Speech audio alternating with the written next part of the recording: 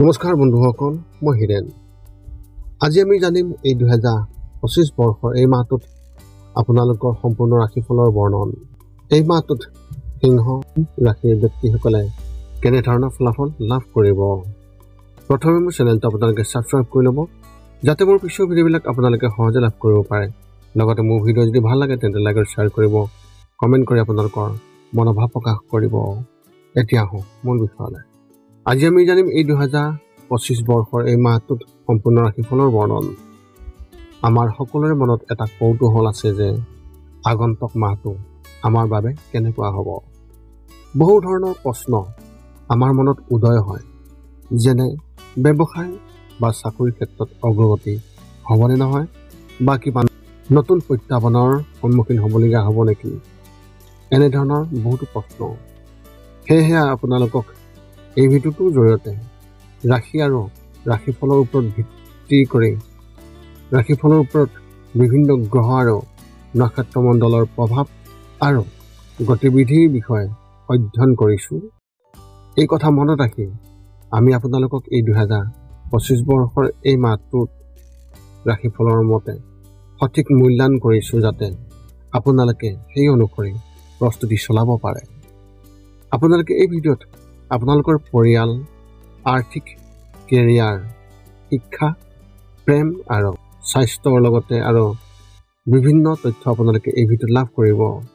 ইয়াৰ দ্বাৰা আপুনি জানিব পাৰিব যে আপোনাৰ ৰাশিফলৰ অনুসৰি কি কি প্ৰস্তুতি চলাব লাগিব। গতিকে আপোনাৰ ৰাশিফল অনুসৰি প্ৰস্তুতি চলাওক। অৱশ্যে আপোনালোকক এইটো জনা উচিত যে এই ভিডিঅ'টোত দিয়া যি তথ্য, এই তথ্য কোনো ব্যক্তি হিচাপে নহয়, ৰাশিফলৰ ওপৰত হোৱা যি প্ৰভাৱ, সেই প্ৰভাৱৰ বিবেচনা অনুসৰিহে এই ভিডিঅ'ত উল্লেখ কৰা হৈছে এই সকলোবোৰ তথ্য। গতিকে এনেদৰে আপুনি আপোনাৰ জীৱনত ঘটিব পৰা সকলো কথাৰ তথ্য লাভ কৰক। গতিকে কোনো পলম নকৰাকৈ এতিয়া আমি এই 2025 বৰ্ষৰ এই মাহটোত যি ৰাশিফলৰ বৰ্ণন, সেই ৰাশিফলৰ বৰ্ণন আপোনালোকক আগবঢ়াবলৈ আগবাঢ়িছোঁ। সৰ্বপ্ৰথম পাৰিবাৰিক জীৱনৰ ক্ষেত্ৰত এনেধৰণৰ। এই মাহত আপুনি আপোনাৰ পৰিয়ালত কিছু সমস্যাৰ সন্মুখীন দেখিবলৈ পাব। কোনো পুৰণি বিষয়ক লৈ ঘৰত মতানৈক্যৰ সৃষ্টি হ'ব আৰু আত্মীয়ও ঘৰলৈ আহিব পাৰে। সকলোৰে লগত সম্প্ৰীতি বজাই ৰখাৰ সমস্যা হ'ব আৰু কোনোবাই আপোনাৰ ওপৰত খং কৰি থাকিব পাৰে। এনে পৰিস্থিতিত কোনো বিষয়তে আপোনাৰ ইগোক আধিপত্য বিস্তাৰ কৰিবলৈ নিদিব। কাৰোবাৰ কিবা এটা বেয়া লাগিলে তেতিয়া তেওঁৰ লগত মুকলিকৈ কথা পাতক, নহ'লে দূৰত্ব বৃদ্ধি পাব পাৰে। মাহৰ মাজভাগত কিবা ডাঙৰ সমস্যা হ'ব পাৰে, কিন্তু ধৈৰ্য ধৰিলে তেতিয়া কথাবোৰ ঠিক হৈ যাব। ব্যৱসায় আৰু চাকৰিৰ ক্ষেত্ৰত এনেধৰণৰ। যদি আপুনি এজন ব্যৱসায়ী হয় তেন্তে এই মাহত মংগল গ্ৰহ আপোনাৰ ওপৰত গধুৰ হৈ পৰিছে। ব্যৱসায়ত পুৰণি চুক্তি ভংগ হ'ব পাৰে, যিয়ে গ্ৰাহকৰ ভিত্তিত প্ৰভাৱ পেলাব। বজাৰতো আপোনাৰ বিষয়ে এটা নেতিবাচক ভাৱমূৰ্তি সৃষ্টি হ'ব, যিটো অতি সোনকালে উন্নত নহ'ব। যদি আপুনি কাৰোবাৰ পৰা ঋণ লৈছে তেন্তে তাৰ পৰাও সমস্যাৰ সৃষ্টি হ'ব পাৰে। কাম কৰা ব্যক্তিসকলে এই মাহত কিছু কামৰ বাবে ভ্ৰমণলৈ যাবলগীয়া হ'ব পাৰে। এনে পৰিস্থিতিত অতি সাৱধান নহ'লে পিছত সমস্যা হ'ব।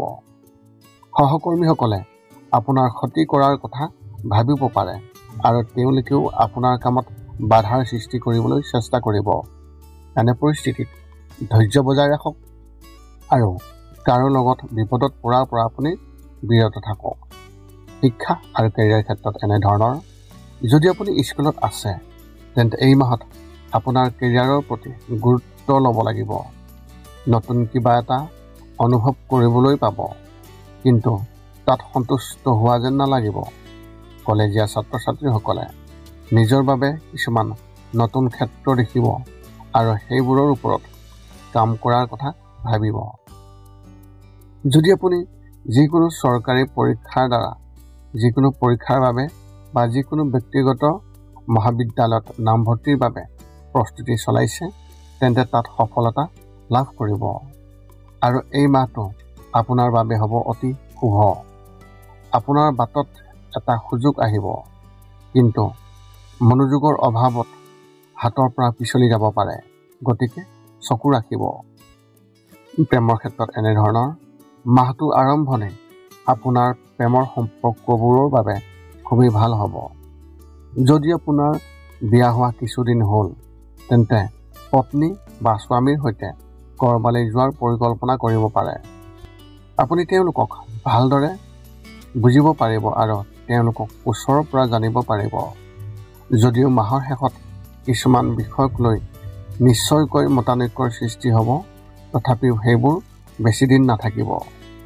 যদি আপুনি অবিবাহিত আৰু প্ৰেমৰ সম্পৰ্ক বিচাৰি আছে, তেন্তে এই মাহটো আপোনাৰ বাবে হ'ব ৰুক্ষ। আপুনি কিছুমান মানুহক আকৰ্ষণ কৰিব, কিন্তু বিষয়টো আৰু আগবাঢ়িব নোৱাৰিব। এনে পৰিস্থিতিত আপুনি মাথো হতাশ হ'ব।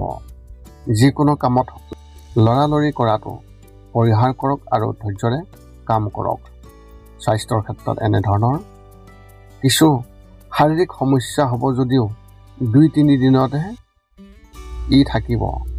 শৰীৰত অলসতা থাকিব।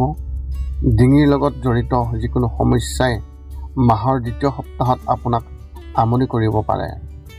শৰীৰত ভিটামিনৰ অভাৱৰো হ'ব পাৰে, যাৰ বাবে আপোনাৰ এলাহ প্ৰাধান্য থাকিব। এনে পৰিস্থিতিত ৰাতিপুৱা সূৰ্যৰ পোহৰ লোৱাৰ অভ্যাস গঢ়ি তোলক। ইয়াৰ ফলত স্বাস্থ্যৰ বহুখিনি উন্নতি হ'ব। আপুনি মানসিকভাৱে সুস্থ হৈ থাকিব আৰু ইমান চিন্তা নাথাকিব। আপোনাৰ এই মাহত শুভ সংখ্যা হিচাপে 3 আৰু শুভ ৰং হিচাপে আপুনি এই মাহত ধূসৰ ৰং ব্যৱহাৰ কৰিব পাৰে। সিংহ ৰাশি ব্যক্তিসকলৰ বাবে এক বিশেষ তথ্য। এই মাহত আপুনি ছ'চিয়েল মিডিয়াত কাৰোবাৰ বাবে অতি বেছি ঘনিষ্ঠ হোৱাৰ পৰা বিৰত থাকক। কাৰোবাৰ লগত কথা পাতিবলৈ আৰম্ভ কৰিলেও তেওঁৰ লগত আপোনাৰ ব্যক্তিগত জীৱনৰ বিষয়ে বেছি তথ্য শ্বেয়াৰ নকৰিব। যদি আপুনি এই কাম কৰে, তেন্তে পিছত আপুনি অনুশোচনা কৰিব লাগিব। এতিয়া আপুনি সকলো তথ্য লাভ কৰাৰ পিছত এই 5টা কাম কৰিবলৈ আপুনি যিমান পাৰে চেষ্টা কৰক।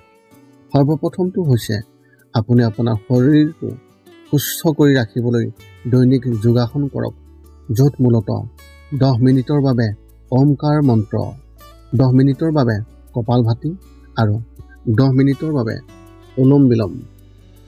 ইয়াৰ লগে লগে আপোনাৰ শাৰীৰিক আৰু মানসিক স্বাস্থ্য একেবাৰে নিখুঁত হৈ থাকিব। 2 নম্বৰটো হৈছে ৰাতি শোৱাৰ আগতে নিস্তব্ধ আৰু নিৰ্জন ঠাইত 10 পৰা 20 মিনিট ধ্যান কৰিব লাগে। ইয়াৰ দ্বাৰা 2টা উপকাৰ পোৱা যায়। এটা হ'ল আপুনি ভাল টোপনি পাব আৰু দ্বিতীয়টো হৈছে পিছদিনা আপুনি সতেজ অনুভৱ কৰিব। ধ্যান কৰি থাকোঁতে মধ্যমীয়া শব্দৰ শান্ত সংগীতো আপুনি শুনিব পাৰে। 3 নম্বৰটো হৈছে প্ৰতি মংগলবাৰে পুৱা নিশ্চয় হনুমান চালিচা পাঠ কৰক আৰু হনুমান মন্দিৰ দৰ্শন কৰক, নতুবা আপুনি বিষ্ণু মন্দিৰ দৰ্শন কৰক। ইয়াৰ দ্বাৰা আপোনাৰ আৰু আপোনাৰ পৰিয়ালৰ যিকোনো সদস্যৰ সংকট দূৰ হ'ব আৰু সদায় সুখ আৰু শান্তি থাকিব। 4 নম্বৰটো হৈছে ঘৰৰ বাহিৰত গৰু আৰু কুকুৰক প্ৰতিদিনে আপুনি পাৰিলে খাদ্য খুৱাব লাগে। খাদ্য খোৱাওক আৰু যদি পাৰে চৰাই চিৰিকটি আদিকো খাদ্য আৰু পানীৰ যোগান ধৰক। এই পৃথিৱীখন যিমান আমাৰ, সিমানেই সিহঁতৰো। নিতৌ ইহঁতক খুৱাই আমি তেওঁলোকৰ পৰা এক আশীৰ্বাদ লাভ কৰিব পাৰোঁ আৰু আমাৰ ওপৰত থকা গ্ৰহবোৰৰ কুপ্ৰভাৱ দূৰ হ'ব। সদশেষত 5 নম্বৰটো হৈছে আপুনি পাৰিলে মাজে মাজে চৌপাশৰ দুখীয়া ব্যক্তিসকলক আপুনি পাৰিলে সহায় কৰক আৰু ভোকাতুৰ ব্যক্তিসকলক আপুনি পাৰিলে খুৱাবলৈ চেষ্টা কৰক। এয়া আছিল সিংহ ৰাশি ব্যক্তিসকলে এই 2025 বৰ্ষৰ জানুৱাৰী মাহটোত লাভ কৰিবলগীয়া সম্পূৰ্ণ ৰাশিফলৰ বৰ্ণন। যদি আপোনাৰ মনত এতিয়াও জ্যোতিষ সম্বন্ধীয় কিবা প্ৰশ্ন আছে, তেন্তে আপুনি আমাক এই ভিডিঅ'ৰ তলত কমেণ্ট কৰি আমাক জনাওক আৰু আমি আপোনালোকৰ প্ৰশ্নৰ উত্তৰ অতি সোনকালে দিবলৈ আমি সকলো সময়তে সাজু আছোঁ। পুনৰ লগ পাম অন্য এটা ভিডিঅ'ত। আজিলৈ ধন্যবাদ।